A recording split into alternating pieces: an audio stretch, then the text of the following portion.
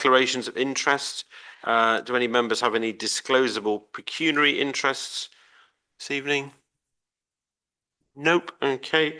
Or any non-pecuniary interests? No. Okay.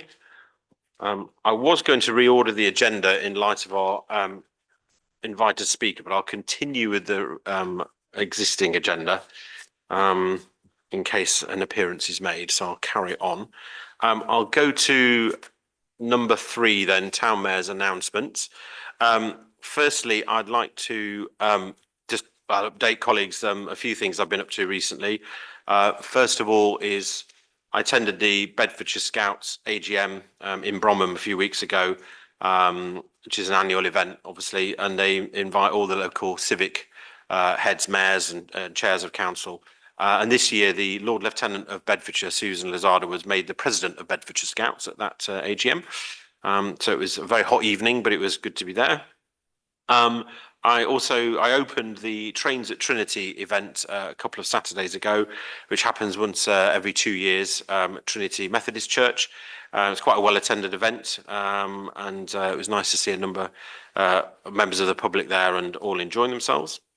And then I think it was the week after I was invited to open the Stratfest at Stratton School, and the Stratfest is, I guess, their take on a summer school fair, but with lots of music and singing and all the rest of it involved as well. And again, it was nice to see quite a wide range of Biggleswade residents, members of the public at the school as well. And I'd also like to say thank you to the Deputy Mayor, Councillor Foster, for I guess choreographing the Biggleswade in Bloom competition on Sunday and awarding some of the prizes to the entrants. And I know it's the first time we've done the Biggleswade in Bloom event, and I think it went quite well. And I'd like to sort of extend my thanks to all the council officers involved in that, because I know it was a bit of a team effort from across public realm and the office as well to get that going. But thank you, Mark, for stepping in on that one. I also have one other thing I wanted to put in the in the Town Mayor's announcements, and I just wanted to pay a small tribute to a very well-known resident of the town. So if members will just indulge me for a couple of minutes, please. So this evening I wanted to pay tribute in this chamber to a well-known figure in Biggleswade who passed away recently at 98 years. Bernard Newman was a true stalwart of the town. And while never a member of this particular body, I think it is an appropriate place to pay tribute and put his contribution on record on behalf of Biggleswade Town Council. After education in local schools, Bernard undertook his national service in the army, as many young men did in those days. He later ran a market gardening business in Biggleswade and sent fruit and vegetables on the train to Covent Garden and other markets for sale. While the market gardening aspect is an important part of the town's story, I would argue Bernard's personal contribution to his church and community was even greater. Bernard, a long-term resident of Sun Street, was a committed Methodist attending Trinity Church on Shortmead Street until a few months before he passed away. Bernard met his beloved wife Joan there and later married in the church. Over his time, he was variously Sunday school superintendent, property steward, and chief organiser of the Trinity Thursday lunches. Reverend Leslie Noon of the Trinity Methodist Church regarded Bernard as an everyday saint for his contribution over many, many years. While working and raising a family, Bernard also volunteered as a retained firefighter in Biggleswade for a total of 36 years, retiring at age 60. The last 20 years of his service saw him serve as station officer in charge of a station. There are countless people locally whose lives and property will have been saved by Bernard and his crew over the years. And for his long service to Bedfordshire Fire and Rescue Service, Bernard was awarded the BEM, the British Empire Medal. In 1989, however, he became involved in local politics and was successfully elected 3 times as a Conservative member for Biggleswade Ivor Ward on Bedfordshire County Council, BedCC. And I believe in 1997, his re-election came down to 2 votes over a certain D. Albone, who many of us know in this chamber. Bernard stood down in 2001 as a councillor, and then for the rest of the existence of Bedfordshire County Council, a certain Madeline Russell took over the seat. Bernard, as I say, lived at his home on Sun Street until a few months before passing away, but maintaining his independence until the end. And if any members wish to make a brief contribution at the end, I would firstly like just to hold a 1 minute silence in Bernard's honour, if that's okay. Thank you.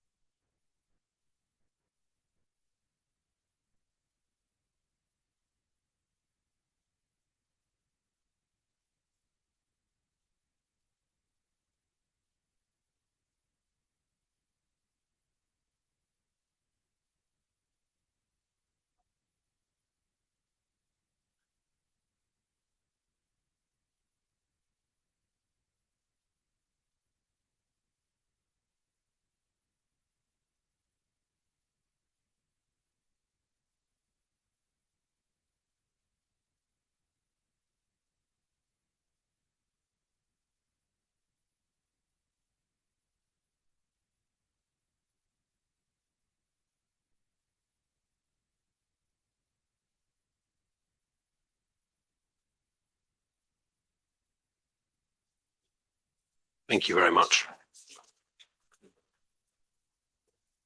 Yes, Councillor Albo. Yeah, I knew Bernard not just from that election, which I lost by 2 votes. Sorry for bringing that up. But yeah, I was at Sunday school when he was a superintendent, and he was wow. very good friends with my parents. Excellent. Thank you for that recollection. Great Thank you. Thank you. Brilliant. Thank you. Brilliant. Okay, we'll move on now. And actually, I'm going to switch item number 4 with item number 5. So I think our guest speaker has now arrived. Can I welcome Councillor Adam Zerny, leader of Central Bedfordshire? If you want to come over, we've got a microphone spot for you. And I just want to say, just to put on the record, to thank Adam for coming anyway. Great. Thank Adam coming this evening, because I think it's the first time in a very long time we've ever had the leader of Central Beds come to Biggleswade Town Council. And obviously, I hope you still want to come back after this evening. And thank you for coming to talk to us. I think the topic was on largely about Tempsford, but if we've got a chance, hopefully you might be able to take a couple of other questions, but we'll see how we go. Obviously, we're a little bit short on time this evening. I know you've got to head off as well, but I just wanted to sort of set the scene, or if you want to set the scene rather, about the sort of Tempsford issues and how you see, that sort of going as obviously central government is in fact changing, and obviously with a new prime minister coming on Monday, and so on, and just how you're sort of reading the sort of room, as it were, in terms of all of that on a national level. Yeah, it'd be a pleasure. And I don't know whether that's a good thing or a bad thing that I'm the first leader that's come here for a while. I'm happy to come back. I think most of you are aware of the key stuff here. You know the government are proposing a new town there. You know that they aren't giving any specific numbers at this stage. You know that they haven't given any kind of formal go-ahead. You know that they haven't given any indication of the footprint, other than providing that sort of sphere of influence, that circle they gave with the last consultation. I can give you a little bit of insight into that, which is that when they produced that circle, and I said to them, well, hey, you've included areas like Sandy and John O'Gaunt Golf Club in there. I said, presumably this is only supposed to give an indication of the areas that will be affected rather than where you're going to build. And they said, you're absolutely right, but we're not going to say that publicly. So my guess is they will start building in between Tempsford and St Neots, and work their way out from there. I don't think they're going to end up building a huge amount before the next election. But they will start, I suspect. They're not going to do anything until at least September, largely because I think they're waiting to get a view from the new Prime Minister. And what else can I tell you that you might want to know? Will it affect the local plan? Will it affect housing numbers and central beds? To some extent, it's likely to, because obviously we have a housing target, and as bits of it could potentially be built in central Bedfordshire. But it's not worth getting your hopes up too much, because you have to take into account that not all of the area they will build on as New Tempsford, or whatever they call it, will be within central Bedfordshire. Some will be in Bedford Borough, some will be in Huntingdonshire, or whatever they call that after they've done LGR there. And of course, we'll only be allowed to include numbers within our local plan for those that get built during the local plan period. The current local plan runs till 2035. We're creating a new one that will be adopted in about 2028 and will then run until 2050 if all goes to plan.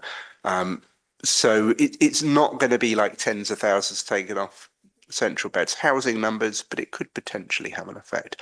I think I'll probably stop there just because A, you'll have questions, and B, you know most of the stuff anyway. Okay, thank you, Adam. Okay, great. Okay. Does anybody want to sort of start? I mean, I think just to open from the town council's perspective, obviously I think you alluded to in your opening remarks about the kind of sphere and impact that the Tempsford development would have, and obviously impinging, further down the A1, towards us, and obviously the pressure that would put on existing infrastructure that we have here that's already under pressure, in terms of the roads and water and things like that as well. So I think that's broadly where we would all be coming from. But I'm happy to take sort of more specific questions from members if they want to fire away. Councillor Russell. The site was chosen partly because of East West Rail, but we're hearing that East West Rail hasn't even put in for its development consent order, and there's a lot of unhappiness locally, including from the MP. Do you think that they will go ahead with Tempsford Newtown even without East West Rail, but leaving sufficient land maybe? Because they haven't really, I don't think, identified all the land yet, have they? Yes, they will. So the Chancellor at the beginning of last year announced there would be a new station on the East Coast Main Line. So we'll go ahead with it for that reason alone. The reason at that point they didn't announce and it will interchange with East West Rail is because they knew that East West Rail was taking ages. So you're absolutely right. They need to move faster. Both Richard Fuller and I have complained to the government about the speed at which they are moving. And it's not that they haven't put in for a DCO, but they could do. They have to do it in a particular process, and they reckon they're not going to be putting in for a DCO until the end of next year at least. But it's a very slow process. They cite the fact that, well, if people had moved a bit slower with HS2, maybe they wouldn't have spent all that money. That's their excuse for moving steadily. But I agree with you. I think it's incredibly frustrating that East West Rail moves so slowly. But I think in terms of the original reasons for why they picked it, it was a mixture of being very well connected in terms of A1 and A421 and the East Coast Main Line, and the fact that they knew that East West Rail was in the offing as well. So it's all of those things. But as we pointed out to them right from the beginning, what that doesn't take account of is there's a huge floodplain there, and they will have to give that some serious thought. Okay. I think that's what came out at Tempsford when we had that meeting. And we'll see what happens with the underpass where the A1 is going to go under the Black Cat. Yeah, thank you. Councillor Strawn. Well, thank you, Councillor, for coming. The issue you've raised, East West Rail, and the reasons for Tempsford being in that area, but they've left out sorting out the A1. They're doing it very nicely at the Black Cat. But how are people going to get from the Black Cat to Hertfordshire with the existing A1 and in the condition it is? Are they going to demolish Beeston? Are they going to go round round Potton? It's lack of thought there, and that's a concern with, whilst improvements to the Black Cat are obviously welcome, and they've got the East-West Road link now coming in sensibly there. But Bedfordshire, yet again, is being shortchanged with regard to the A1. We had a scheme back in the 90s where we were going to have a motorway through Bedfordshire, whether it's in the right place or not. How do you see that developing? Will they go, say, east of Potton around and come out south of Biggleswade with the A1 and make the A1 as it exists to a more local road? So right from the off, when they first produced the Newtown's Task Force report last September, the first thing I put online was my shopping list of things they would have to do if they went ahead with it. And sorting out the A1 was very much on there, dealing with the roundabouts and so forth. I have to be fairly careful about what the solutions to those roundabouts may be, because I've offended people in Sandy by suggesting they have a flyover. Apparently they don't want the flyover, they want an underpass. That said, I think that it is essential that you resolve issues like that before you go ahead with it. But there are a number of other issues that they need to make very, very clear before they go ahead. And that includes things like what infrastructure there will be, whether there will be a hospital, whether there will be all the other bits of infrastructure that we talk about, the roads, schools, the sports facilities, all that sort of thing. I would like for there to be nature reserves and so forth. I'd like for there to be protection of the airfield. I've also told them we'll memorialise it in some way. I've also told them that I think there should be a proper green barrier around the existing village, much as they did with some of the villages around Milton Keynes. But until they provide some really explicit evidence of that, I will remain to be convinced. Okay, thank you. Councillor Barrett. I think it's right to discuss issues and problems that might be there and so on. But reading between the lines, what things do you think might actually be benefit to the region generally, whether it be central beds or where we are here? Be interesting, I think, of anyone who might be listening, that what things are good that could come from this as well, not just the issues that we've got to look out for. Yeah, I think that's a fair point to make. And Madeline mentioned the meetings that we've been having with all the parish councils around there. And one of the things that both Richard Fuller and I have been saying to them is, reckon on the basis this will happen, because there's an extremely high probability it will do. If you want us as your elected representatives to lie down in front of the bulldozers, we'll do so. But we would much prefer that you say, right, here's our shopping list of things that we think could come out of this that would really benefit the next generation. And we'll try and make sure we get that. So it's things like resolving the A1. It's things like getting incredible new facilities. I look at Bedford and think, well, you've got a hospital in the centre there, but it's not in the right place and you can't get parked easily and you can't get to it quickly. And it's a big financial asset there that could be turned into housing and all the rest of it. So I suspect the government will be looking at that and thinking, well, hang on a second, we'll close the hospital there and build a new all singing, all dancing hospital in Tempsted. So I think that is potentially one thing that could really benefit the residents of Sandy and Biggleswade, is a new hospital on their doorstep.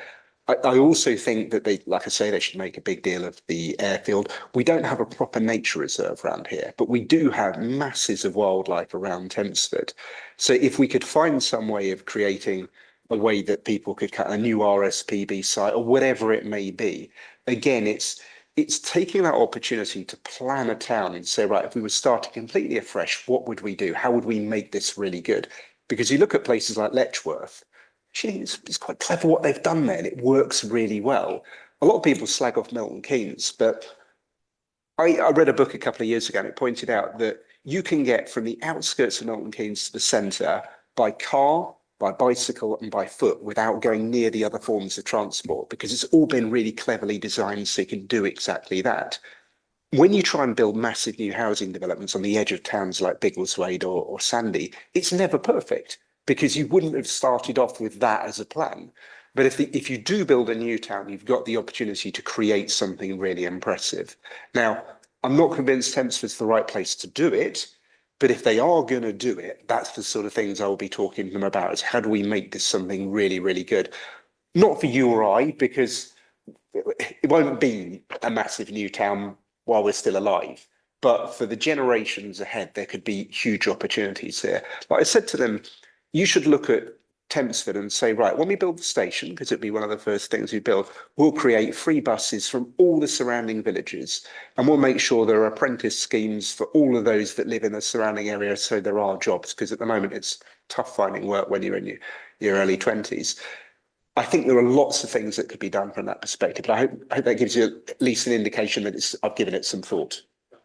Okay, yes, go on, Gary. Follow up. Thank you. I was thinking also about, when do we start to engage business? When do we start to say to them, it'd be a really great place for you to actually be thinking about as well. Look what this could be. Look what it's likely to be. Is it Central Bed's responsibility? Is it our responsibility? Is it the MP's responsibility? Where does that side of things come from? So one of the first things the government will do when they give the go-ahead is to put together a development corporation. And that, I believe, will run it rather than local authorities, MPs, me or anyone else. And I have argued with the government, and I think I've got my way on this one, that there will be representation from the leaders of all the surrounding local authorities and the meetings will be public. And they seem to have given their tacit agreement on both of those points. But yes, it will be the Development Corporation that will run all that sort of thing. Biggleswade's gaining a bit of a reputation for attracting warehousing business to Symmetry Park. Obviously, it's another planning application going in soon, and we're soon going to be. I'm keeping fairly quiet about what I said publicly, but hopefully we'll have Amazon there fairly soon as well. Their name's mentioned in the planning application that's about to go in. That's not to be mentioned publicly till it goes in, but it's a little bit of news for you there.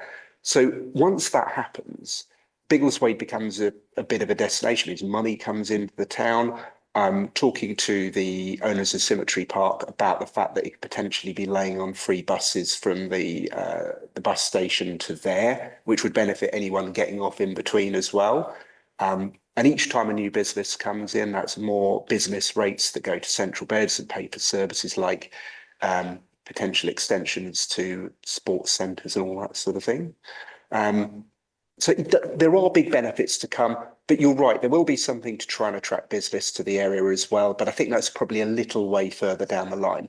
I make it one of the big things that I do as leader of the council to try and engage with business. So I regularly hold forums with all the big tech businesses across central beds, sitting down with big firms and trying to help them to understand what we can do for them, but also to try and make sure that they expand and other firms like them come to our area. Wearing one of my other hats, I sit as chairman of England's Economic Heartland, which is it's a subnational transport body, but it's basically there to try and create better transport across the whole region, from Swindon to Cambridge and beyond. But it's also there to try and work with businesses like the Science Supercluster, which you may have heard of, who are all about trying to promote and lobby for big business across our region. Okay, thank you. Any further questions? Councillor Foster, because you haven't spoken yet. It's Adam, and thanks again for coming. What I'd like to understand really where you see, thank you for coming here, but where you see the role of the town councils and the council and parish councils across the area in relation to Thamesford and how it can support or challenge or whatever. Good question. Obviously, we've had the recent consultation, which I'm absolutely certain that the town council engaged with. As you can imagine, Central Bed's put in a big report to that as well. I think we're in a bit of a holding position at the moment because we're waiting for the government to say yay or nay. I'm not convinced it will be as simple as saying, yes, it's definitely going to happen. I think it'll be a bit of a lobster pot thing whereby it gets gradually warmer and you go from a situation where nothing's happening to the fact that everyone knows it's happening without there ever being one point where they said yes, because that's just the way that government works. It's a bit of a nod and a wink job a lot of the time. But I think my feeling would be in September, we should get some sort of indication that there's going to be a go ahead. I think, word to the wise, I think what it will be is that they'll do another consultation on the governance, by which I mean, will it be a development corporation or whatever? I think they do a consultation on that. You've probably seen, I put a thing online a few months back about the Greater Cambridge Development Corporation consultation. And it's well worth reading that document to get an indication of what they'll do for Thamesford, because I think it'll be really similar. But once they're consulting on the governance, I think you can be very certain it will go ahead. And then I guess it's a case of doing a sort of SWOT analysis or whatever from the perspective of the town council and saying, right, how do we use this as an opportunity for us? Because to give an analogy, we look at Universal from a Central Beds point of view. It's not in Central Beds, but like everyone thinks it is because we make a load of fuss about it, to the extent that when the government gave the go-ahead, it was me that Three Counties had on air rather than the mayor of Bedford, because I'd been the one making a fuss about it. And I think from Biggleswade's perspective, it's about saying, right, okay, this isn't right on our doorstep, so it's not going to have people screaming out in the same way it will do with the villages around Thamesford or Sandy or wherever. But there are big things that could potentially affect us. How do we look at it from that perspective? No reason why you can't begin that work now. I know Potton are doing something similar to that. But once we have something more formal in September, and I'm certain they'll give it the go ahead, then would be the point to really sort of step it up, I guess. I hope that's a helpful answer, Mark. Yes, thank you. Yeah, I think, Councillor Russell. Following on from that, do you think there's any possibility of having a second body underneath the Development Corporation that actually gives town and parish councils and maybe other local bodies a bit more of a voice? Are you already about the bridge and I together with parish councils? So they're already aware there is a way that they can engage from that perspective. And I know they're not going to go with the parish councils on a development corporation, but I would like for there to be some way that bodies like that can directly be into it. The indications I've been given are that they won't want that more than about 5 or 6 people on a development corporation. But there's no reason why you can't have something that needs to more thinking something like that. So I would like to, because when I'm not the leader of the council by the time I actually do it, we have elections in May, so I'm not likely to be leading by fairly significantly. But from my perspective, I want to create something now as if I was the leader then. So whoever it may be will have that opportunity to go and get involved from that perspective. But yeah, I agree. I think there needs to be a lot of education like parish councils and maybe other. Yeah, and just a supplementary on that, Adam. I think it's really important, especially with all the potential local government restructuring that's going on, because if that's all in flux in the next few, if it's things do go ahead in the way that people are expecting, and you do have a development corporation, the one thing that will be a constant will actually be the parish and town councils, actually. And of course, we know our area; we're much closer to it than some sort of larger regional government body or whatever, so I think it's important that does have a say, whether it's just beneath the development corporation or within it, I don't know, but. Spot on, Jonathan. So as you know, Cambridge has just had a consultation on LGR. Yeah. I can tell you they will announce the results this week. And I'm pretty confident that they will not do what Cambridgeshire County Council wanted, which is 2 big unitaries, one unitary made up of South Cambs and Cambridge City Council, and the other one made up of Huntingdonshire, Peterborough, and Fenland District Council. It probably won't be that. It will likely be, if I'm right, 3 unitaries, and one of those will break Huntingdonshire into 2, which leads me to have a bit of a wry smile, because Huntingdonshire's proposal for LGR was that they were able to take the whole of Tempsford and have it as their own. So it will be interesting to see what happens. But yeah, LGR is a major factor in all of this. Yeah. And I suspect that they are waiting to get LGR at least announced before they do the next part of Tempsford. But yeah, lots of different factors to take account. But obviously we already have unitaries at Central Bedfordshire. Yeah. Across Bedfordshire. But yeah, the Cambridgeshire situation does make it slightly interesting from that perspective. Yeah. Okay, that's interesting. Thank you. I was also very pleased to hear you mention earlier about the Tempsford airfield site and the Gibraltar Barn, which is a particularly historic part. I think that's an important local historical, I guess, site that does need protection. So I think anything is welcome on that in particular. So are there any other questions on Tempsford? Go on, Madeline. Councillor Russell. You said that, for instance, Biggleswade and some of the other places, although they were attached to the circle or within the circle, may not be built upon. But I still see the fact that from Biggleswade to St Neots, we may well be a conurbation, just because of where they'll build. And I understand that Keir and Tempsford are already preparing a planning application for the land that they own. So, things are moving quite fast, aren't they? Yeah, I think you're right. I don't think that anyone's going to be building right alongside the A1 anytime soon because of all the floodplain that's there. But you're right. People could be trying to build up to the RSPB, and I'm not going to speculate, but who knows how long the RSPB will be there. It's not like a major nature reserve to them. It's their headquarters. So if they were given a good enough offer, I can imagine they might say, well, actually that money would be better spent on somewhere that could be a really incredible nature reserve. So nothing is ever forever. And if you're asking me to say what it might look like in 100 years' time, then yeah, it could well be the case. I don't think it's going to happen in our lifetime. But you no, you're right. You're right to be cautious. We've got to. It's like I said to Mark about creating a sort of a SWOT. I guess is understanding what the risks are, what the threats are, what the opportunities are, because there will be plenty of both. But it will be immensely complex. The government's had people from all parts of the world, sovereign wealth funds coming around, looking at sites around here with the potential to invest. So when people talk about like, oh yeah, they won't find the labour to actually build it very quickly, they potentially will do because some of these organisations will just import it if they need to.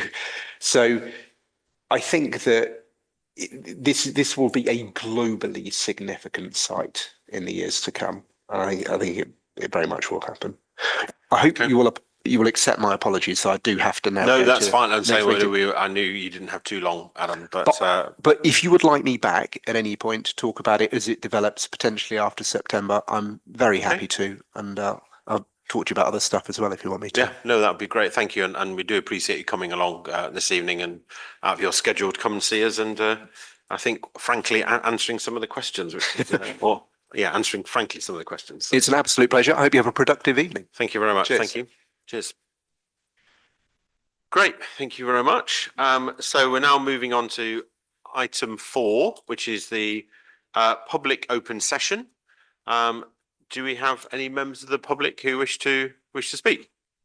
Yeah. If you want to come over to the microphone, and then we can. If you want to give us your full name, and then we can record it for the minutes as well. I think the microphone working. Can we all hear it? Can you hear me? Yep. Thank you. Brilliant. Far away. Right. Full name's Lewis Ehrentrautz. I contacted Jonathan regarding the one-way system on the Bulk, which is where I live, and Jonathan knows it very well. I think in the last 5 years, it's had the new layout and the new format, which we all thought was working well. The issue we have is cars, lorries, HGVs coming the wrong way. And it's a daily occurrence as well. So we're looking at one of my neighbours has said it's between 8 and 10 cars a day that are going the wrong way. It's a very busy road. You've got commuters, you've got bicycles, because obviously you've got the station there as well. There are signs up at one end. You've got a no entry sign at one end, and the other end you haven't got any signs, no entry signs there. So basically we're kind of asking, is there anything that can be done? Because it's just a growing frustration living there that we keep seeing cars going the wrong way. Delivery drivers, they're either turning around or they're literally coming from the other end where it's no entry, going all the way down the road. And you're obviously getting cars come the other way, and it's just causing a commotion really. So Thank you, Lewis. I mean, I think, am I right in saying you've got, I don't think we're able to show it here because the sort of technical side of it, but you've got, there is footage, isn't there, from neighbours? I've got 9 or you 10 have, CCTV footage, so I can send it on. That's not a problem. Okay. Thank you. I mean, I don't know if members have got any questions for Lewis, but I mean, I think we could take that away to and write to I guess it would be highways probably, wouldn't it? Central beds, and maybe even flag it with the police as well directly, because if they're allegedly breaking traffic regulations, then I think that's something they need to be aware of as well. So, Councillor Foster. One of the things that strikes me here is that we had cameras down in Sun Street, and there was cameras put in Sun Street. So maybe this is an area that could be highlighted for a camera in due course. So I think that's something that should form part of the letter that goes forward. That's a good idea. So the cameras for the one-way system. Yeah. Any other comments from members or no? Okay. Thank you very much, Lewis, and thanks for sharing your thoughts with us. Are there any more contributors to the public open session? Councillor Fage. That's very well timed. Time to perfection. Hello. Just a couple of very quick ones. The first is on Ivor Valley School, which is on your agenda this evening.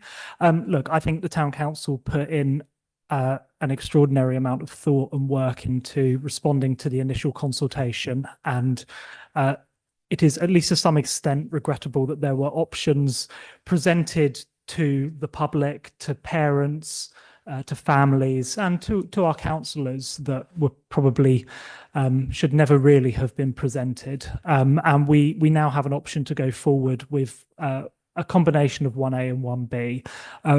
I do think this is now the best chance the school has of securing a better building, which it so desperately needs. So I'd hope the town council are ready to work constructively with the option that remains on the table. I know I am as ward councillor.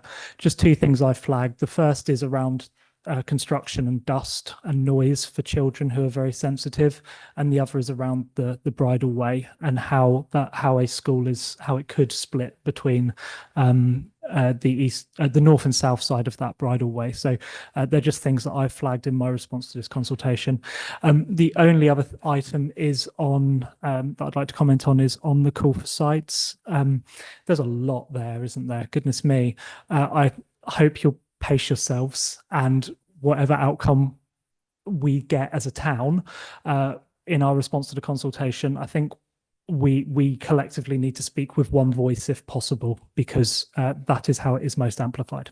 Thanks. Okay, thank you, Councillor Fage. Any of those attending the public open session, they're very welcome to leave if they wish, or they can hang on. So that's entirely up to you.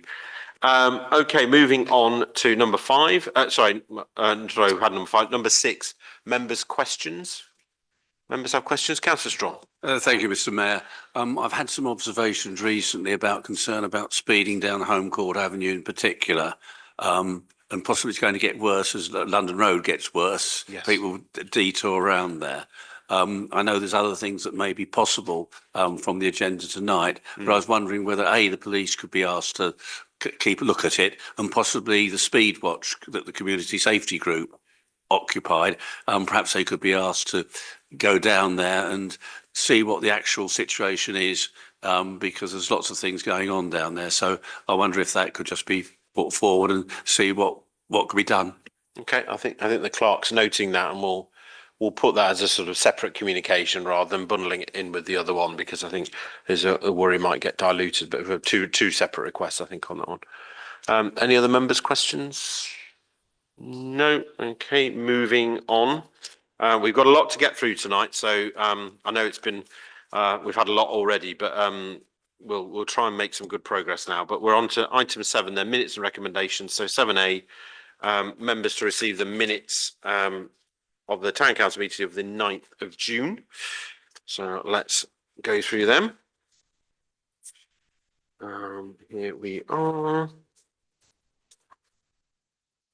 Right, okay. So on page 11, first page, page 11, page 12, page 13, page 14, page 15, page 16, and page 17. Page 18. Sorry, No, Councillor Foster. So I thought you'd finished. So No, not quite. No, I thought I had as well, but I realised there's 2 more pages. It's not relevant to any particular page. I just wanted to note the fact that each of the action points, each of the agenda has now got a particular reference number, which I think we've been talking about before, and it's good to see that. So for future records, we've got a means of identifying something. So thank you for that. Yeah, that's good. Thank you.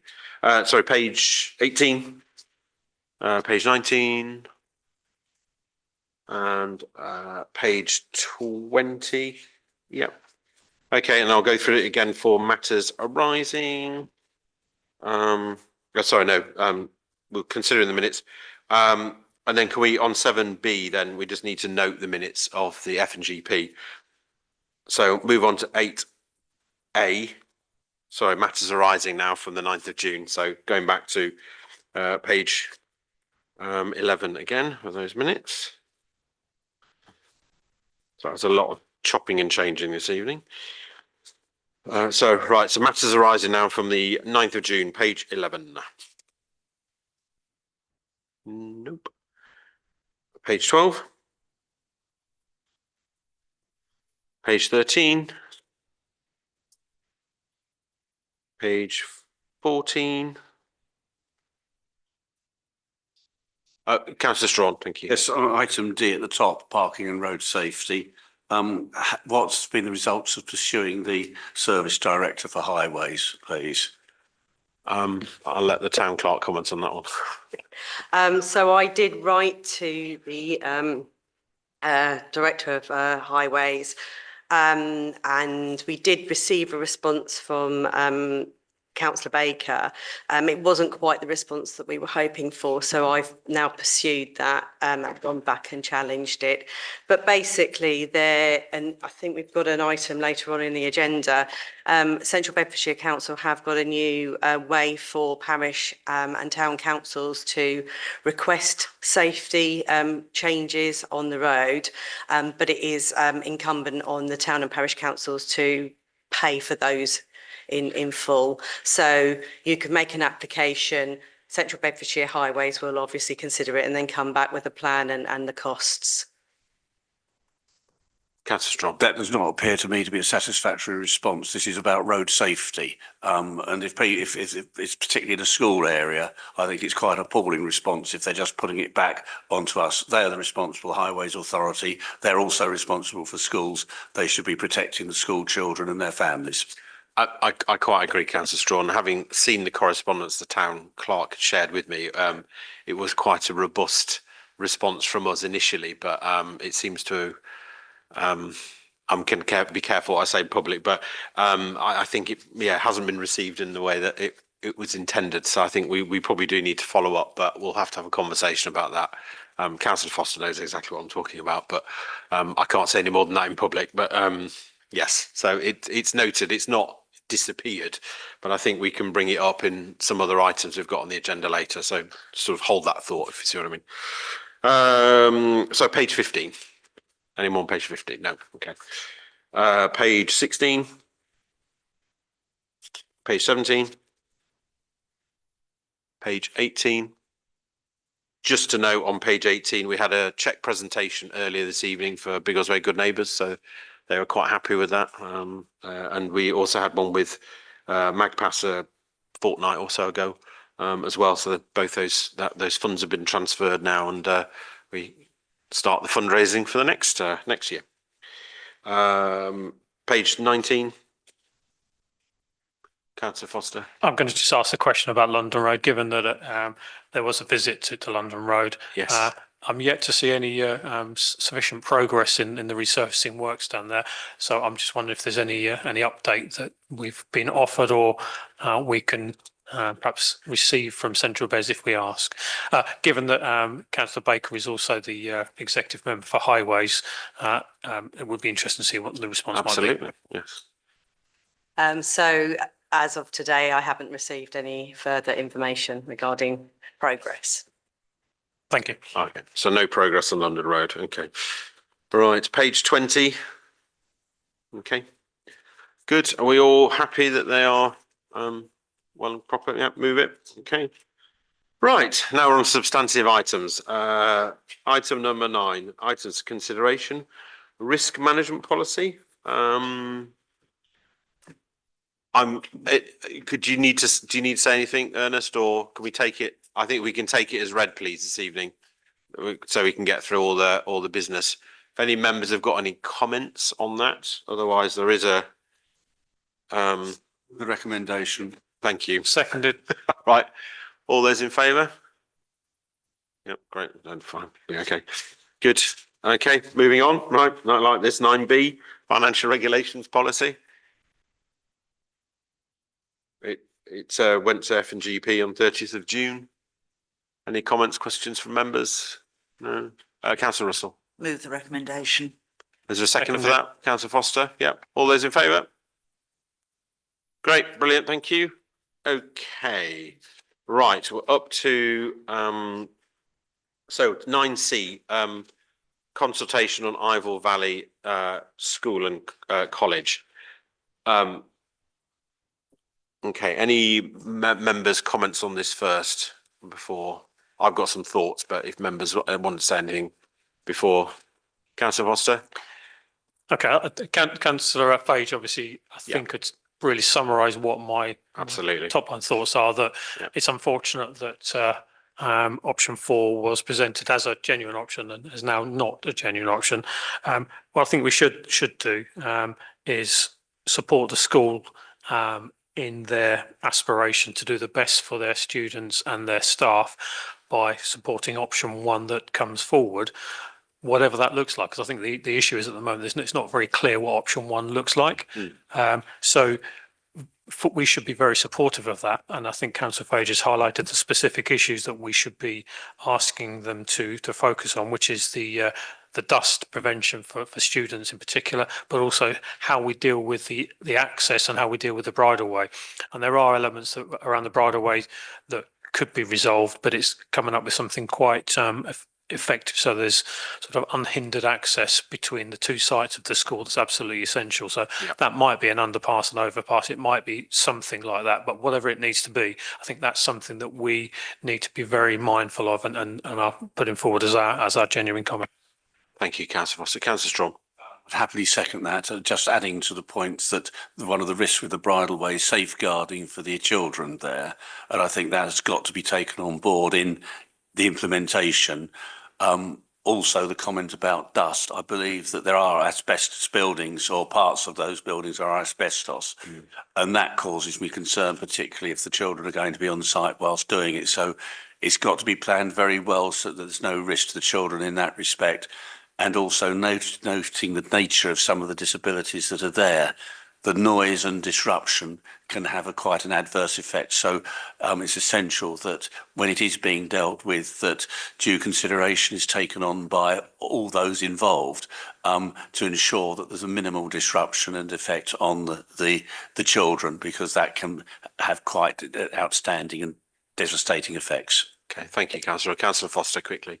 I'd like to make the point that obviously in the agenda it specifies that members are asked to submit their own responses. I think we should individually do that. People wish to do that, absolutely. And as many people as possible to put their views across. But I think we also need to respond formally as a council. Yes. And the proposal seconded that we write to respond formally as the Biggleswade Town Council. It should happen as well. Yeah. No,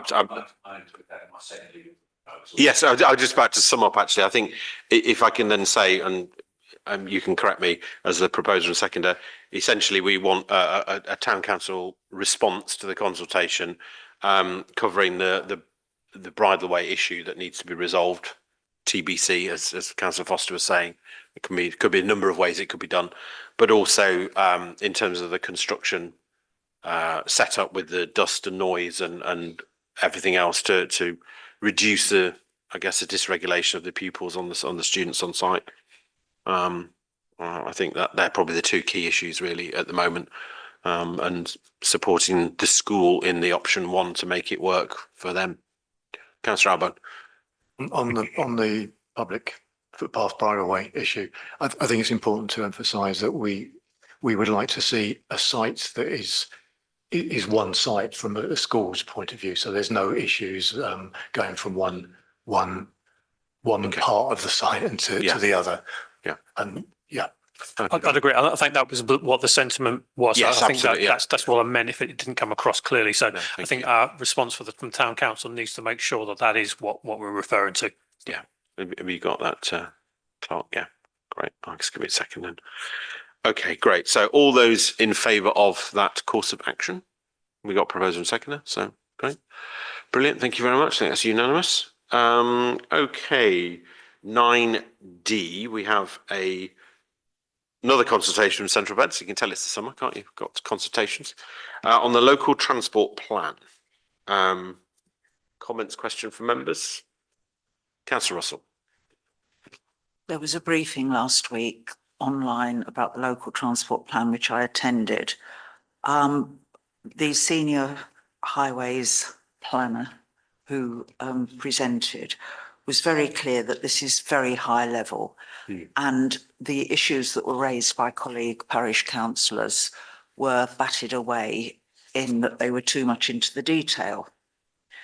And the document that they prepared with guiding principles and objectives is so high level, it's motherhood and apple pie. Things like enabling people to live happier, healthier lives, right?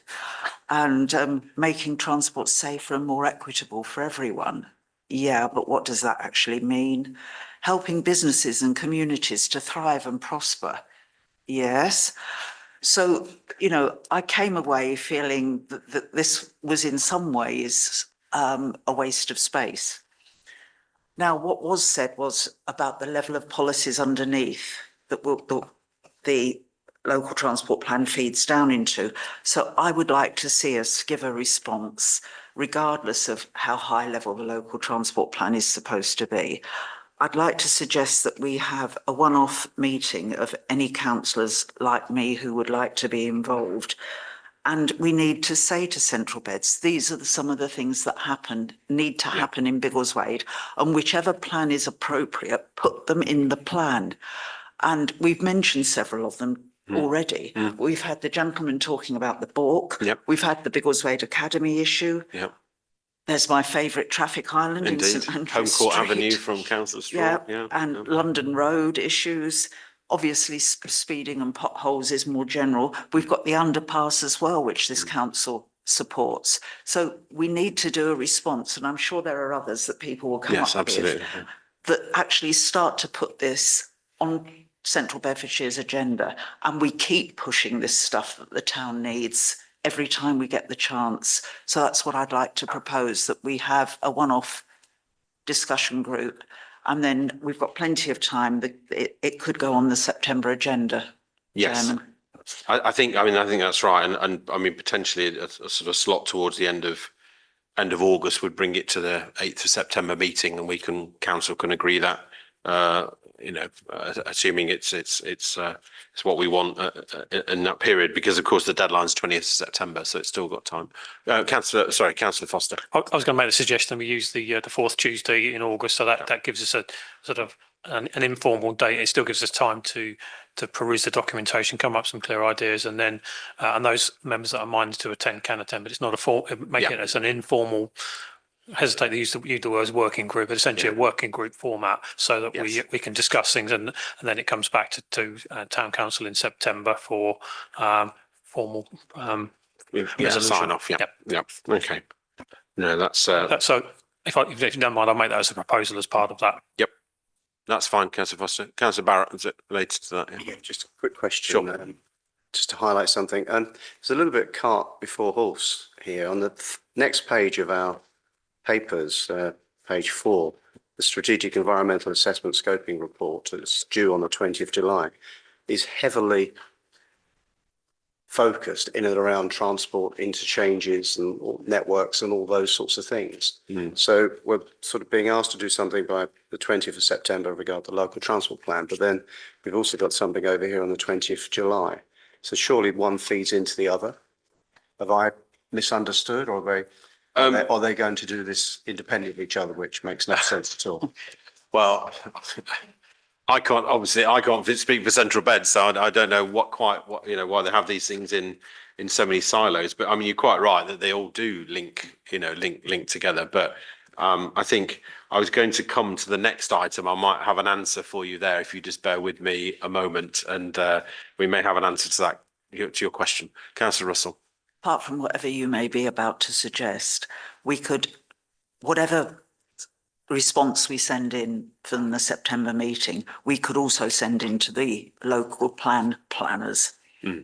Because as I say, I think we need to get what we need for Biggleswade in as many different places as possible. It might be later than this date. Yes. But the local plan is, as we've just heard, isn't going to be ready till 2028. So there's plenty of time to get it in. No, thank you, Councillor Russell. Councillor Foster.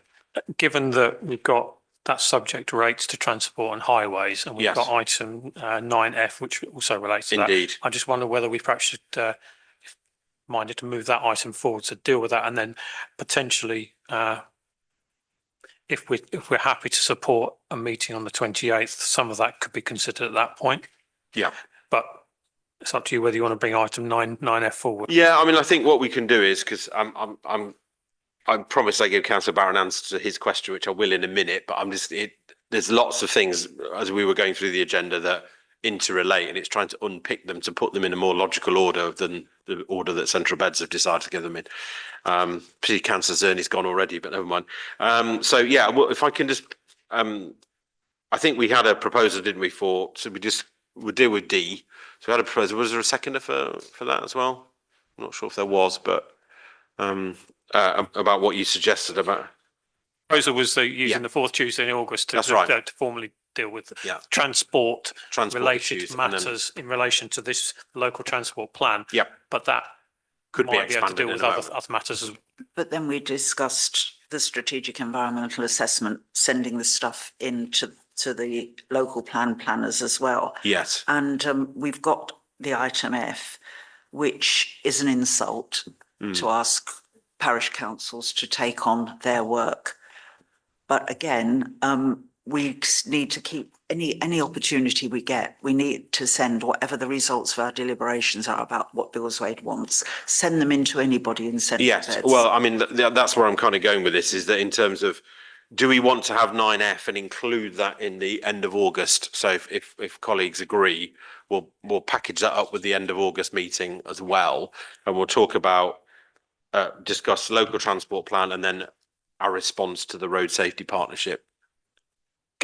I think that's right. I would like to just make a comment around 9F. So, but that's fine. Go ahead, Councillor Foster.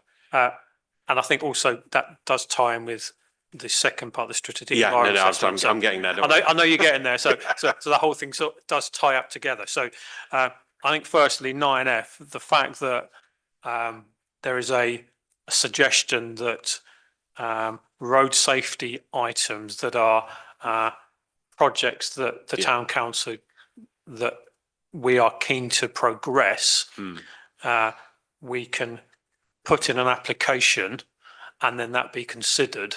Number one, it's their job. It's not the town council's job to pay for that. It is the job of Central Beds Highways. Residents actually pay their council tax to deal with highways matters. Now, I appreciate that there may be restrictions on the funding, and we may be in a position where we feel that we are best served by supporting a particular application. And I think that's important that we have these items put forward in a forum that we can bring to council. My suggestion would be that the second Tuesday in August second meeting in August, there's the free meeting, would be an opportunity for us to do that. That still allows us the time to bring it to meet the deadline of the 30th September. And it allows us to bring it, and it also allows us to bring it to town council. And there is a reason for the 28th of August, because it ties in with other elements that we're talking about. So my proposal was that we don't deal with this element at this stage, that we defer the actual item until the September meeting, but have it be considered as part of a August meeting. Yeah, as a working group. Okay. Informal meeting, should I say? Yes, informal meeting. Yeah, thank you for that, Councillor Foster. Councillor Russell. I support what Councillor Foster is saying, but I just note that the scope of eligible works is really speed signs, road markings, bollards. You know, it's an insult, really. We're talking about something much more important for Biggleswade than that. And they're basic maintenance matters that should be done on a regular business as usual. Or safety things if it's speeding. Absolutely. So, okay, great. So we had a proposal, second. All those in favour of moving that to as was described? Thank you. Great. That's great. Okay, so I'll now come back to 9E and F.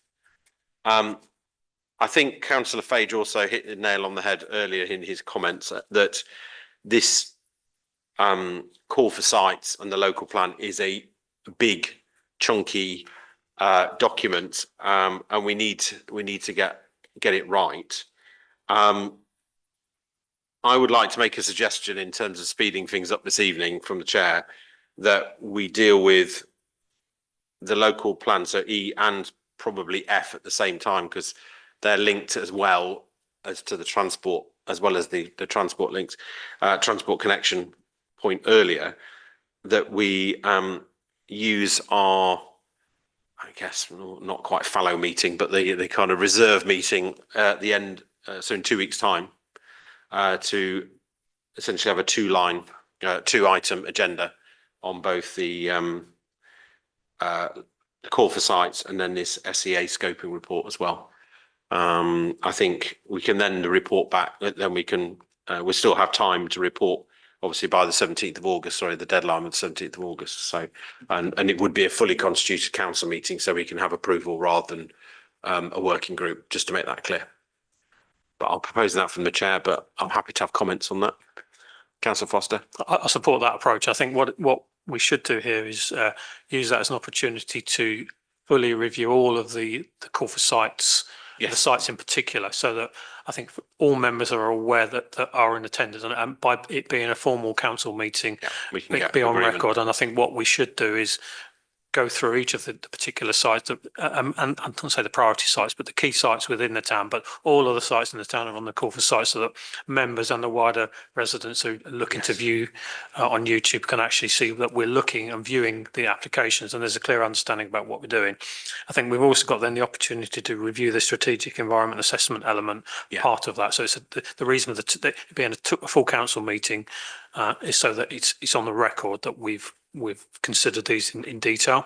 It also allows us to meet the 17th of August timeline for the local plan element, but it also allows us to, in the event that, and I think we've asked Central Beds for, I think I understand that if we haven't, we should be asking for an extension for a response on the environmental assessment, which then allows us to, in the formal meeting on the 28th, get some resolutions and something that we can write to Central Beds to meet that timeline. Yeah, no, I mean, we obviously we do need to ask for that ASAP. I mean, I would be surprised if they didn't grant that extension, but who knows? But I think it's worth discussing those two together. I'm going to come to Councillor Strawn in a minute. I think in terms of the call for sites element, I think the scrutiny of it is really important to show that the town council is doing its job and we're really close to these issues. Many of us will know the sites personally. It may be near where people live or work or whatever. So I think it's a really important undertaking, but also to have some of those Biggleswade adjacent sites that we all know about development and so on. I think just to sort of look at that, but specifically with obviously the ones within the parish, but no, having an awareness to the ones outside. And I think it may also be wise to invite all the ward councillors, perhaps, and they can, if they wish to comment in the public session, they can, or we can look at suspending standing orders if they feel they've got something more to contribute, just to sort of give a slightly more rich discussion, perhaps, as well. Okay, Councillor Foster. I think actually we should make it an open meeting and make it quite clear that because of the nature of that particular subject, we formally agree at this stage that we agree, subject to your approval, that we suspend standing orders to allow it to be a full and a fair exchange, so that ward members are able to fully contribute in that meeting. An unusual circumstance, I wouldn't normally suggest that we do that, but this particular element, we should be have some joined up thinking and joined up responses. And I think if we can get ward members together working with us, we'll get a better response. I think that's right, Councillor Foster. I think we can deal with that on the night of having construct it in a way that we can get feedback, but it still be a properly constituted council meeting. So, Councillor Russell. I'm concerned about the way the information is being presented by Central Beds, because it's not easy to follow. Indeed. And there are a lot of sites in Biggleswade. There are the ones we expected, like the land for the other 3 villages for East Biggleswade. The land that we expected Hallam to bring forward is there. But there are other sites that we maybe didn't quite expect. There are 2 that hit me. One is the fact that the Biggleswade Hospital site is put forward, which includes Potton House. So are we going to lose that care home facility? Where's that suddenly come from? Yeah. That really worries me. And they appear to have put forward the allotments, unless my reading of it is completely wrong. And of course, our allotments belong to Central Bedfordshire. We lease them. No. So, we need to look at all the sites, not just the ones we think. There's all that stuff either side of Hill Lane that's been put forward, what we might have expected, where the industry is, but also the other side. And there's quite a lot the other side of the A1 in, I think, both Warden and Southill parishes. And again, it's the impact on the A1. And we're talking about the same things all the time because they're so interconnected. Yes. No, absolutely. So I wonder whether any work could be done by the office to help us to have the information that we need in a clear way, because I've struggled and I thought I knew my way around Central Bed's site, but they don't present it very clearly. No, I think that's right. I think we need to have a clear set of images either on the screen or paper, and so we can mix and match a bit of the both. But Councillor Foster, I was going to make the thoughts point. on Yeah, you're absolutely right about the trying to navigate the site. I think when I'm looking at it, I prefer to see an image and the fact that you've got what it is, what is it for residential. So we'll come up with some sort of site map, but a clear list of priorities when we come to the meeting in assuming we agree to that meeting, by the way, get to that, that we present it in a way that we can view it. Members have a visibility of what the sites are, what they're there for, and then we can then discuss it in detail. So members will have had visibility in advance, so that if you haven't navigated the site, the website, and the call for sites, then you'll at least be able to see where they are, not just in Biggleswade, but the wider area. Yeah. I think that's important, but also the fact that I think, prioritise the ones that are, as Councillor Russell's alluded to, where perhaps they're more, I don't say controversial, but more significant to the town. So, which is why I think it's important we have a single item meeting, and it's a formal meeting, and we can present it in a way that members can see it, but also residents who might be minded to view it can see it as well. I think that's right, Councillor Foster. Councillor Strawn, you've been very patient. No, I'm fully supportive of the last couple of comments, because I'd had a brief attempt at navigating the site and I promptly got torpedoed and drowned. So it would be very helpful if officers could actually put it together in a easily accessible format, which is clear for even people like me. Thank you. I think there may be a way we could have it obviously in a hard copy format, so people, but also maybe on the screen as well, so we can utilise the tech we've got as best we can. But I'll leave that for the clerk to organise in the most efficient way. Councillor Russell. The other thought that occurs to me is that we may well have sites that are already allocated in the current local plan, but nothing's happened. Yeah. And of course, the big site that comes to mind is Home Farm. And I bit my tongue asking Adam Zerny about it, but he did say 3 or 4 weeks ago that he and Councillor Watkins would bring forward their initial plans for Home Farm. But what I did notice is that he was then talking about Symmetry Park and them producing a shuttle bus, whereas at the examination in public, funnily enough, that was going to be something that happened on Home Farm. Because what was actually talked about was a surcharge on all the units on Home Farm to pay for the shuttle bus. And now all of a sudden that's Symmetry Park. But, we don't know what's happening with Home Farm. It's a huge site. I think there's a site next to it. Somebody between that site and the railway has put land forward, so it could be even bigger. It's the 4th arm off the A1 south roundabout. So it affects the A1 enormously as well. But we still don't know, all this time after it being allocated, what the heck is happening. Yeah. And I don't know, because I haven't had time to look, whether there are other sites allocated in the current plan.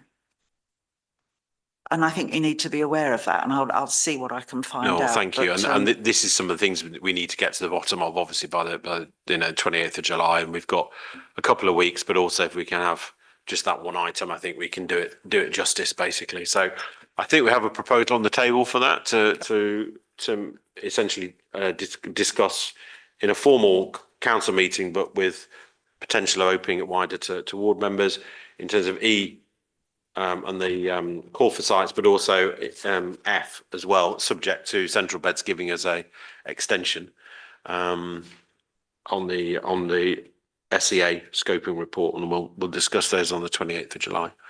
Okay, so all those in favour? Okay, I think that's unanimous. Thank you very much.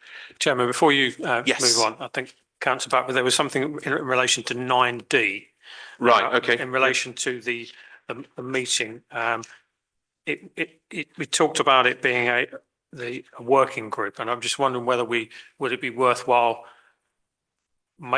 deciding who the members of that working group are, or do we make it an open invitation to say on that on that 4th Tuesday on the 25th of August, it's an informal meet. The problem with that is we're not then clear who's actually going to be in attendance. Yes. Or do we make it so that those that are minded to attend, but I think as Councillor Russell's suggestion was, I just wanted to make sure that we're clear what we're aiming for here. Yeah, I'm not sure there's an easy answer there because I'm conscious that's sort of in the depths of the sort of school holidays, some holidays still, isn't it? So people might be away, but on the other hand, if people are around, we want their contribution. So That's fine. So if we leave it on the basis, then the meeting is communicated and that those members are able to attend.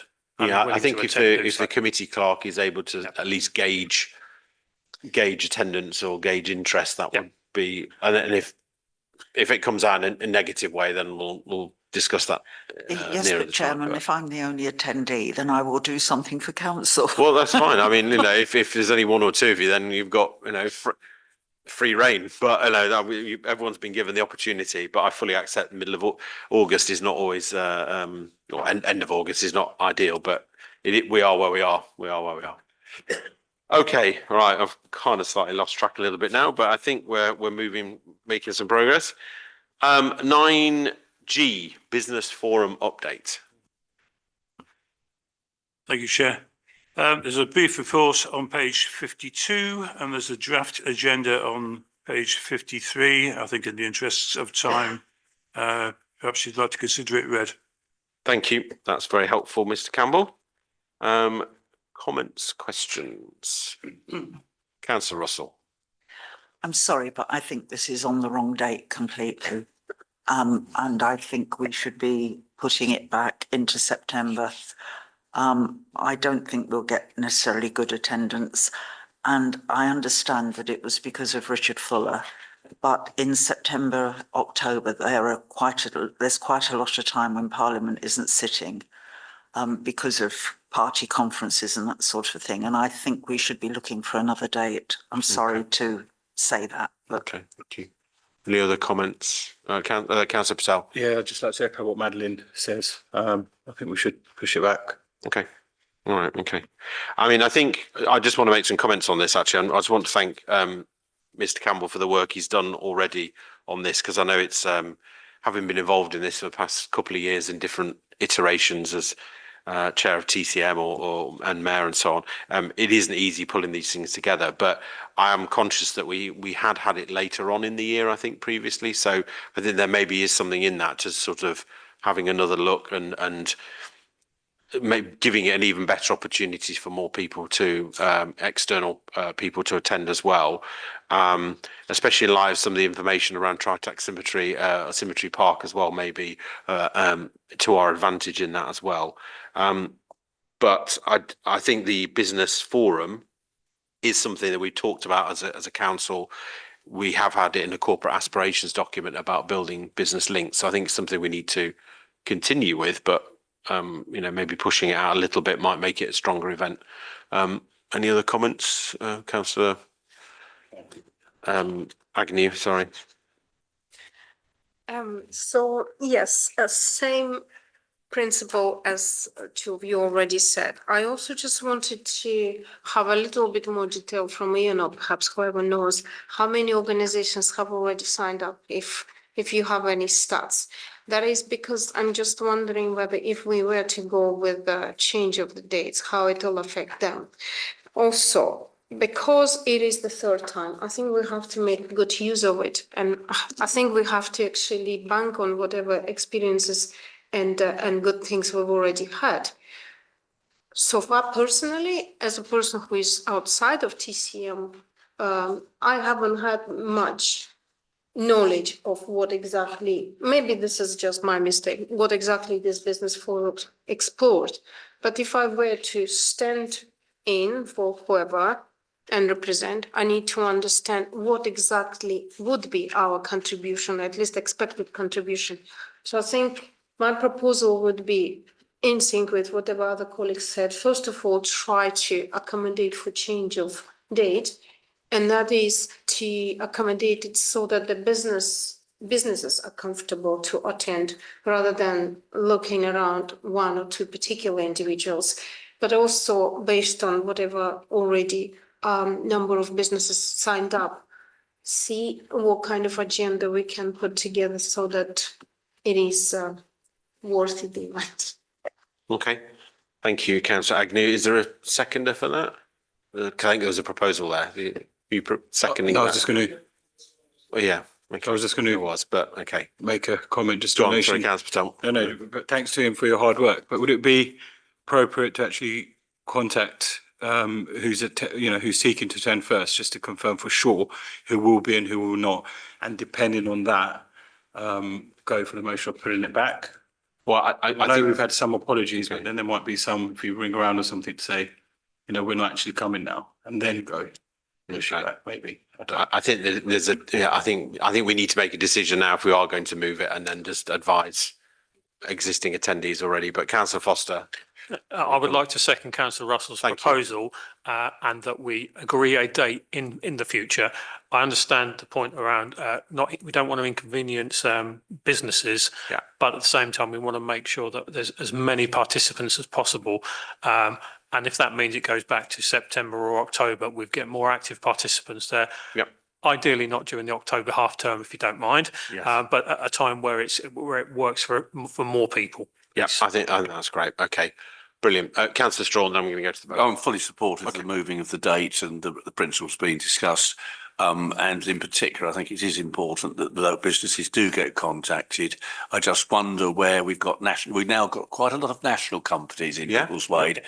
Is who are we contacting in those national companies? Because I think it's important that we contact the local offices, because if it goes to London, they probably haven't heard of Biggleswade and think it's a music hall joke. So I would hope that we'd actually be contacting the local directors, not just sending it up to head office, who will then forget it. No, I take that on board, and I think officers tell me they've been making good progress and good work with that already. And actually, by delaying this a little bit longer, it gives even more time to get those contacts and things. So, Councillor Russell, and we'll go to the vote. I go back to the joint committee, and when we tried to get people from the Stratton Business Park to be members of the joint committee, we had one or two, but it was very short-lived. And I think it's exactly right that we try to get some of these businesses involved. And the one comment about the agenda, we have as item 5 BTC events and sponsorship. I don't think that's an important thing. I think we need to understand much more from the businesses before we decide what we're going to do. So I'd like to see another business in there rather than us spouting about what we might do. But otherwise, my proposal stands. Okay, thank you. I mean, we've got time now to refine the agenda even more. So I think that's all taken. Okay, so all those in favour as the motion set out about sort of finding a new date and taking it forward from there. Okay, great. That's unanimous. Thank you very much. Okay. Excuse me, John, could I just say that very quickly, nothing's gone out yet. Okay. So it won't do any harm. Okay, that's reassuring. Thank you. Okay, H, proposed temporary closure, Crab Lane. There is a letter. Note it. I think it's a good idea, but let's note it. I, TRO, Potton Road. Note it. Yeah, any comments? Yeah, fine. Okay, it is what it is. So planning applications, we'll try and rattle through these because they seem to be going. Councillor. I have to leave now, so apologies. Sorry, I have to leave now, so apologies. Okay, no problem. Thank you, Councillor Arbor. Thank you. Okay, item 10, planning applications, 10A, 62 Drove Road. No. Okay, subject to neighbours? Subject to neighbours, yeah. Yep. 10B, 2 Lawrence Road. Subject to neighbours? Yeah. C, Beaumont Park Nursing Home, so tree works. No objection. Okay. D, 17 Derwent Avenue. Okay, yeah. Okay. E, A1 Retail Park. I think that's for the pure gym development, I think. And subject to neighbours. Okay, subject to neighbours, and Laurent, I think, but yeah. F, Beaumont Park Nursing Home again, some more trees. Home again. Okay. And then on G, there's also, G and K are the same, so we'll just go with G and I'll strike out K. Yep. 34 Cortland Drive. No, subject to neighbours again. Okay. H 17 Coltsfoot. Subject to neighbours. Yeah, same again, yeah. Okay. I 159 Home Court Avenue. No, okay, subject to neighbours. And then J 136 Hitchin Street, drop curb. Councillor Barrett. Just a quickie on that one. Yeah. Subject to neighbours, yes. Yes, But yeah. I noticed that they're removing some hedges and things. It looks like, and the garage that they're putting on the side, they now need to go off a different part of the curb to be able to get in and out of the garage, looking at the plan. So could it be subject to neighbours, but could highways look at this, please? Yeah, I think we can do that. Yeah. I don't think that's a problem. We can just make sure that it is all as it should be. Okay. So it's L, isn't it? L 28 Jupiter Way. Subject to neighbours. And then for information only on M 2 Lincoln Crescent, the 1.95 metre boundary fence. It's very specific. But, yes. There was no opportunity to submit comments anyway, so it's just for information. So it is what it is. Okay, item number 11, planning application outcomes. We'll have the sheet. Oh, that's action items. Okay, we'll move on. Number 12, accounts. Is there anything that needs drawing attention to, Mr. Ball, or should we just take them as read? Is there anything you want to draw members' attention to specifically? No, I take it as read. Thank you. Great. So we'll take it as read. So 12A. Move it be noted. Move it and be noted. Yeah. Okay. Yeah, that's just 12A, isn't it? So, okay, we're now moving on to item 13, items for information. Biggleswade Joint Committee Q3 meeting date. It is just for information, but I think there's a matter of debate about whether this is information or should be really subject to a decision, but I'll let Councillor Russell look into that for us. Thank you.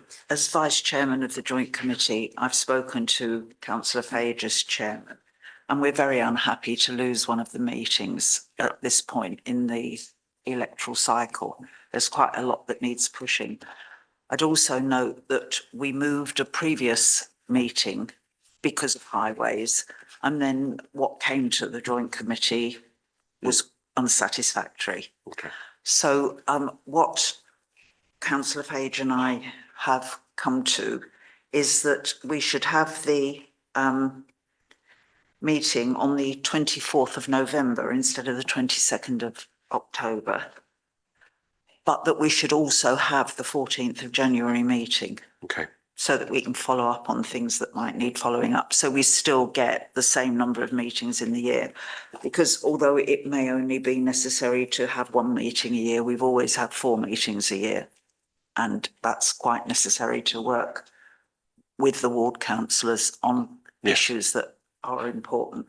So I would like to make a formal proposal on this, that the Joint Committee meets on the 24th of November and the 14th of January.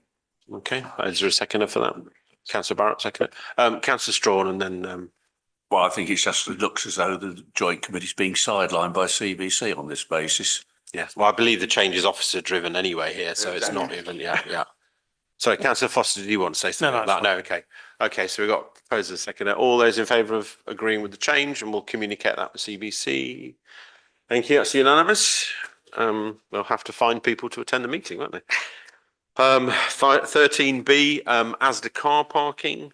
Mr. Campbell, very briefly, can you give us an update on the progress, and then I think it's unalloyed good news. The signs have been changed. Everybody's happy. It's 2 hours, it's free, and it's advertised. excellent, thank you. I think that's a good news story that the town council has been campaigning on for a number of well, certainly for a number of years, and it's I think a lot of credit should go to officers as well as members for pushing for that, and it's been a good effort for the town council to get to that point, as well as individual CBC ward members. Okay, right, 13C, Anglian Water. The clerk's got a very short update on this, which I think you'll all be interested to hear anyway. So just to say that the Mayor, Ian, and myself met representatives of Anglian Water online, including the project manager for the scheme, just to discuss the progress and raise some concerns that we'd received from residents about the ongoing works at Hitchin Street. We were told that work had stopped due to some health and safety issues, but they had resumed, and all details and changes could be accessed via the Anglian Water website. They reported that despite notices to request them to do so, cyclists continue to use the path and not dismount, and that in the evening there had been several breaches of the road closure with people accessing closed areas on motorbikes. As such, they had to revisit the decision to allow residents to access their drives, and were moving towards creating safe passing zones with no parking signs installed. We raised issues about signage on the A1 not being terribly clear for people that don't know the area that well, referring simply to Holborn Industrial Estate. And we asked if a no access to Hitching Street could be included on those signs, which they did agree to, but I don't think that's actually happened yet. What they said is they've got very limited ability to do anything on those signs on the A1 because National Highways turned down their request to have the diversion route via the A1, so there's only a limited amount they can do about the signage there. They said that they would request Central Bedfordshire Council update the necessary maps and routes on Google Maps, and as a town council we agree through our social media channels to keep the public updated on any changes that they send through. We also raised concerns about our own road closures for events such as the Remembrance Parade and Christmas light switch on, and they did they did say they hoped that all the works would be completed by the end of September, so hopefully that shouldn't be a problem for us. And then they also just told us how they were able to support the community through donations, community work and volunteering, and said they'd already undertaken some work with Preen and the Baptist Church. So we're looking for ways to suggest to them and how they might be able to support the community through those things. So work is still ongoing. We do have a good dialogue with Anglian Water, and the project has still got some way to go. But I think having these sessions with them has been quite helpful. So yeah, that's kind of where we are really. So I hope everyone's up to date. Okay, D, St Andrew's Primary School letter. Hope you've all seen the digital version of those letters. I think as a response, if members are happy, I'm happy to write back to the class teacher with something welcoming and polite if members are happy for me to do that. The response, Councillor Russell? I think it's great that the kids have written, actually. I think that's very good. And I think we should be as positive as possible. We know that we can't do anything with Franklin's. We know what happened there.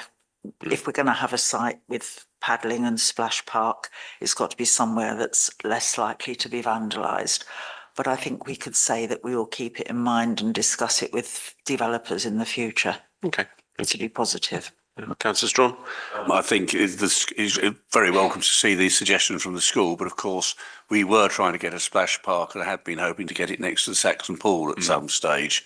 And that's died a total death, which is a shame because there was a lot of enthusiasm for it several years ago, and this council was trying to achieve it. Unfortunately, it wasn't possible, and it comes down to much more leisure which is not our responsibility, but CBC. So whether it's worth putting it to joint committee at some stage, that might be a possibility. All right. Well, I'll respond accordingly, and the rest we'll see how we go. Thank you. E, members address update. I think that was circulated separately by the clerk about some changes around regulations around members' home addresses. Councillor Strawn. May I ask a question? Because I understand the home addresses and can understand why it's not included. But in the declarations of interest, if you're a tenant, own a property that you live in, will that also be public? Because you may not be in the fact of where you are, but then if you've got to declare an interest in being in a particular property because you own it and you happen to live in it, will that then be published? I'm going to have to defer to the clerk on that one. I'm afraid that I'm not quite sure. I won't be able to answer that question this evening, but I'll look into it and get back to you. I think it's actually a very important question for. Yeah, yeah. Councillor Fay seems to think it's not, but I think we can certainly get a formal answer from Central Bedford. Councillor Russell. I think this raises the issue of what we put on our own website as a town council. Because we have full addresses on our website. Go on. We have taken them off. They had to be taken off, I think, by the 29th of June. And we adhered to that deadline. So there should be no addresses on our website anymore. That's good to hear. Thank you. Okay, thanks for that. And I just like, does that apply to just the town council? Does that apply to Central Beds Council as well? The reason I'm interested, I'm not sure that it's actually been fully implemented in relation to central beds at this stage. Yeah. Do you know? I can't confirm that tonight, but I will look into it for you. Yeah, if you could find out. I imagine it is. I think it's for all councillors too. It's interesting. Okay. I mean, I know historically we've also put addresses in the annual assembly document as well, which I think obviously this year I think they were in there, but obviously going forward we'll need to remove them from there as well. Councillor Knight, quickly. Yeah, just a quick note on the CBC website. I've had a look and our details are still there. So if the deadline was 29th of June, why are they still there? Okay. That's two weeks has passed. All right. I'm sure the clerk will look into that. Yeah. And remind them of their data protection obligations. Yeah. Okay. Great. Okay. Thank you for that. Moving on to public open session. If there are any more questions on the public open session, I think we're okay. And then we need to do the. Sorry, Councillor Fages, do you want to say something? Sorry, yeah, it was just very briefly. So I was just in a little world of my own, seeing whose addresses were online. So just on the call for sites, thank you for giving ward councillors the opportunity. Like I said, I think it is so important that we speak with one voice. Just to roll the pitch for that conversation, because we don't have very long now, if we're going to meet at the end of July. The town council has historically had a very consistent position on development in Biggleswade. I have always remained consistent with that, and that was for 4 villages to the east of Biggleswade, subject to good design and sufficient infrastructure.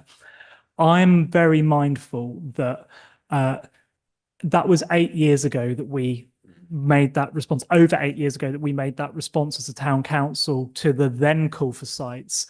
And the only one of those, I think, that had any spades in the ground is Orchard Chase. So those are the timelines we're looking at when we make some of these decisions. And something I think we all need to be cognizant of is we shouldn't be threatened by the number of sites themselves. We should think about the number of houses that we commit to, because if that is the key metric that really matters. And hopefully we can have that conversation collectively in due course. But I would just stress, Tempsford should be doing quite a lot of the heavy lifting for Central Bedfordshire. So we should be confident in pushing back hard on sites that are, if they're not perfect or close to it, we should have no hesitation in raising our concerns, and we should do that together. Thank you, Councillor Fage. That's great. Thank you. Okay, so all that leaves me now to do is to move into exempt session, but I've got to read out the pro forma once again. So members of the Town Council will need to vote to enter exempt session due to the confidential nature of the business to be transacted. This will include matters relating to the financial affairs of the authority and or ongoing negotiations. So if members resolve to proceed into exempt session, members of the public and press are excluded from the meeting under section 1(2) of the Public Admissions to Meetings Act 1960, and the live streaming of the meeting will be terminated. Are we all in favour of going to exempt session? Move it. Yes, move it. Thank you. Thank you.